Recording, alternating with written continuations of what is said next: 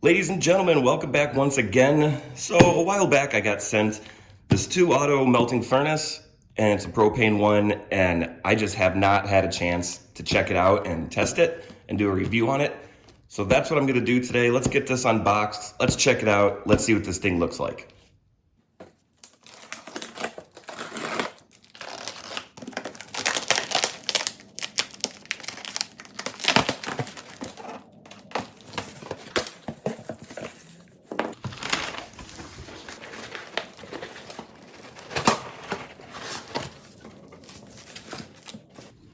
That's pretty neat. They got my name on it. Okay, now that we got this out of the box, this is everything that it came with. It came with the furnace, which by the looks of it, looks a little damaged on the side. I'm not quite sure if that was a shipping problem, but you can tell right here that it's bent. But it should work just fine, not a big deal. It came with the hose, the burner, tongs, gloves, and a graphite mold to pour, along with the crucible. Now, the hose itself looks really short. This isn't very long at all. So down the road, I'll probably upgrade to a bigger one, but we're gonna test this out anyways to see how this works. And also with the tongs, they do look forged. I mean, they look nice. However, there's no way I'm picking up a crucible with this. They just won't work. So I'll use the ones that I normally use. But let's get this taken out to the backyard. We'll get this fired up and let's see how this thing works. So for this test, I'm just gonna use some scrap aluminum I had laying around. So we'll melt this all down and let's see how this works out.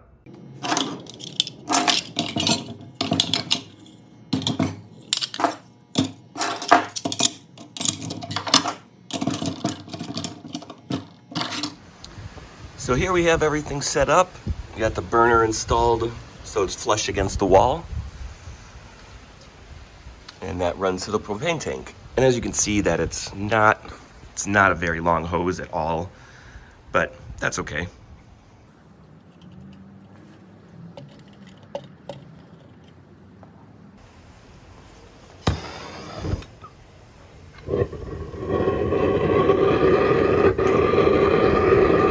So here you can see this flame is just not putting out enough power, so I'm going to swap it out with one of my double forged ones. So as you can see, I did swap out the burner with one of my spare double forged ones that I had, and that seems to be making this go much better.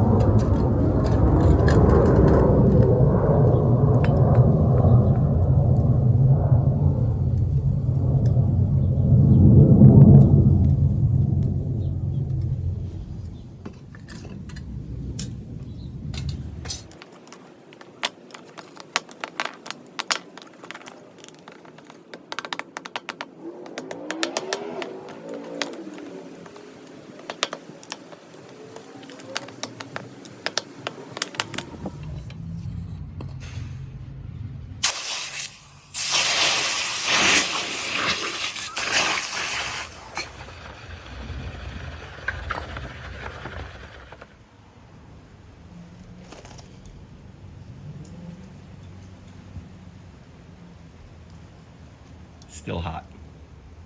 All right, everyone, so there you have it. That was testing out this TOAUTO propane melting furnace.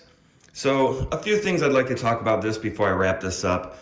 The one is that it does look like this got dented during shipping, which is why it's all bent right here in this corner. And the hinge is a little bit loose. Not a whole lot, but it wiggles, and the package must have gotten dropped or something like that, because this should sit flush on there, but you can see that it's over, and this sticks out a good inch. So one thing I do like that they added my logo on top of it, which was nice, and they added a paint on the bottom down here. And this did work. I was able to get 2 nice ingots out of it, which I will be remelting for a later project. But the one other thing is that this burner that it comes with, this just did not work at all. No matter how high I turned this gauge, it says 30 PSI, but no matter how high I turned this all the way up, it just was not producing a flame that was suitable, that would do anything to melt it. It just was not working. I opened the choke up as far as I could without it coming off. And I don't know if it's a construction problem, maybe if the tip inside is just off a little bit or something. I'm not sure. It could be the regulator itself is bad.